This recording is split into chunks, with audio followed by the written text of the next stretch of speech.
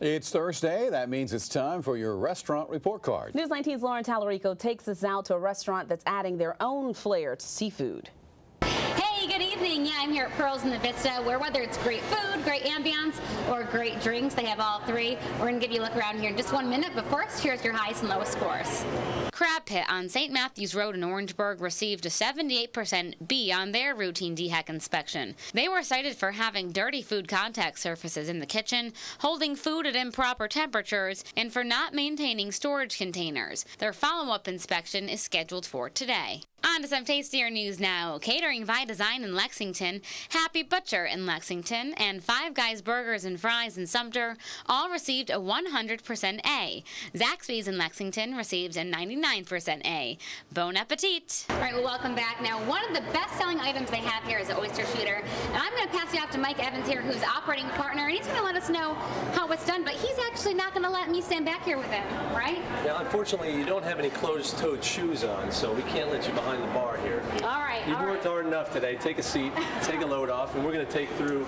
This is Scott, one of our wonderful oyster shuckers, and what we're going to do is we're going to detail our most popular item, which is the oyster shooter. Of course, we have to start with our fresh shucked oyster, which we don't give you the whole thing because it could be troublesome on the way down. Next, we go to the raw horseradish, a little dabble of that. Next, we go to our fresh made and in-house crafted cocktail sauce. And then we have a little splash of lemon juice. The lemon juice adds just a little bit of cut to the oyster shooter. After that, we do a preliminary mix just to get everything kind of mixed in at that point. And we're almost home. Then next, we go to one of our signature items is our proprietary vodka that we have distilled for us in North Charleston. It's the Pearls Black Pepper Vodka. We actually do a citrus vodka and a premium vodka as well. So what he's doing now is he's finishing the touches on there. He's stirring it up, getting it to the point where it is almost complete. Last touch on the very top is the ground black pepper, just a little bit on there, and then there you have it, our perfectly made, world-famous Pearls oyster shooter. Now, I know that Lauren has a shellfish allergy, so I'm not going to ask her to take it right now, but I will give the microphone back to her since she's the one that's getting paid to do this. There you go. Thank you, Mike. Thanks for helping me out there. So this is a great thing because it's an appetizer and a beverage at once. So it's like a great thing for happy hour, I would imagine, right? Okay, it's not just oyster shooters that they do here. They have tons of great food. We're going to showcase that a little bit later in our 7 o'clock hour. For now, we're going to pass it back to you and find somebody to give this fabulous oyster shooter to. Thank you, Lauren. We appreciate it. Of course, you can see all of your restaurant report card grades online at WLTX.com. You know, almost lost in the Occupy Columbia movement and the action that was taken last night was the severe weather. York County, this is the day after a tornado touched down there. You can see this tornado was on the ground for a little while and it caused a good bit of damage there. 3 people killed in York County, a mother and a grandmother among the dead, or should say a grandmother and a child among the dead there. 7 homes totally destroyed. That home completely missing. The man who lived in it was in the home. It was picked up and he was killed as it was just taken off its foundation. So just a terrible time, just an hour up the road. And the survey this afternoon shows that that was a strong tornado. Yeah. So it was certainly, and that wasn't the only tornado. Fortunately, we didn't have any tornadoes here in our area. They were around on the periphery of the Midlands, but not here. Let me show you what's going on right now. This morning, we were left with the clouds. The front was moving through the area. The front actually made it through the Columbia area around 7 o'clock this morning, and you kind of noticed it because all of a sudden, as the front moved through, the winds picked up from the northwest. It started turning cooler and it didn't recover during the afternoon. Now the clouds are moving out. High pressure is building in. It's going to be quite chilly. Our winds are diminishing a little bit. Look at the temperatures across the country. The cool air funneling down into the eastern part of the United States. Already 46 degrees in Memphis. Up in the Great Lakes region, temperatures already down to the 30s and some upper 20s. Here in our area, it's 56 degrees in Columbia, 51 now in Sumter, 58 in Orangeburg. To our north, a little cooler, it's 45 in Greenville and 47 degrees now in Rock Hill.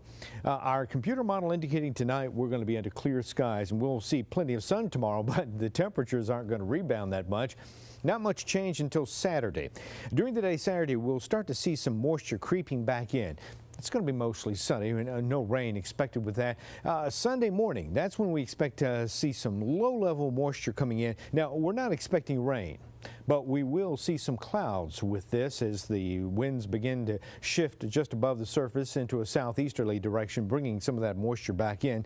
Tonight, it's going to be quite cold, getting down to 31 degrees in Newberry with a high tomorrow of 54. Here in Columbia, we're expecting a low of 33. The high tomorrow up to 55 degrees. For Sumter, you can expect a low of 33, 34 down in Orangeburg. Highs tomorrow 55 degrees, 56 in Manning. Here's our 7-day forecast. Our coldest morning is likely to be Saturday morning, low of 29 degrees, mostly sunny. We'll warm up to 62. Now, we still expect some clouds on Sunday morning, not as cold, but some sunshine in the afternoon. We should make it up to 71 degrees and even warmer on Monday with a high of 76. The next change, that'll be on Wednesday. We expect a front to be coming through the area, chance of showers, and turning cooler by Thursday, with a high of 61. Cool for Turkey Day. Yes. Nobody likes a hot turkey. That's what you wanted. Exactly. Nobody wants a hot turkey. Yeah, we do. Well, we want our turkey warm on the table. We don't want to be hot when we're outside. I'm talking about this turkey. We'll be right back. Because of our extended coverage last night of Occupy Columbia, Player of the Week bumped to tonight. Yep, but still a pretty good honoree we've got tonight. Yeah, Fairfield Central's football team has reeled off 2 straight wins to start the playoffs. Now, the leader of that Griffin football team, well, he's also a leader in the hallways at the Winsboro School. Here's this week's News 19 Player of the Week. Not every quarterback embraces the role of being a team leader on and off the field, but for Fairfield Central's Najuan McKinstry, that role comes naturally. It made me feel good. I know I got to keep a positive head and don't show no bad side, because I know I got people watching me and looking up to me. And I tell my team every day, Fairfield Central goes as Najuan goes. He's definitely our leader. He does a good job and on the field and off the field. Head coach Demetrius Davis says Najuan is one of those players he has leaned on in this, his first year as a head coach. Well, I have to take my hat off to his parents.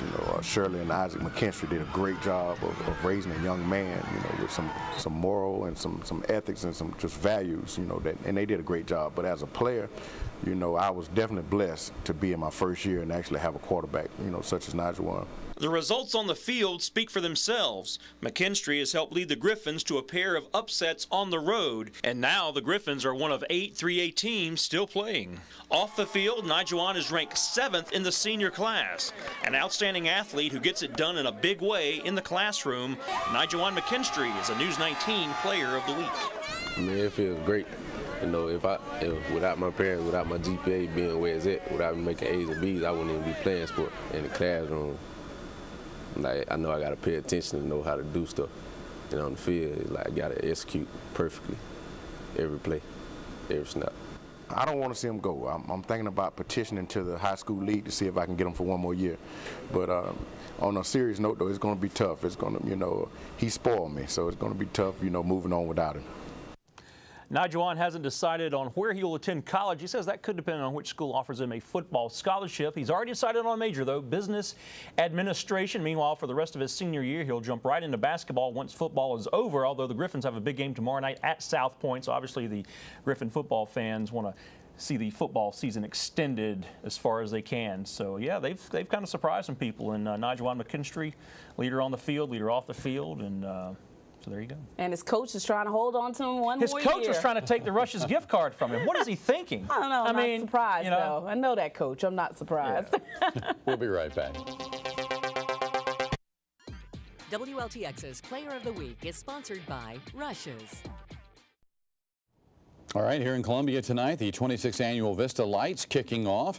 More than 60 galleries, shops, and restaurants taking part. The event is going to run until 10 o'clock tonight. One of Riverbank Zoo's and Garden's oldest resident isn't letting her age get in the way of her becoming a mom.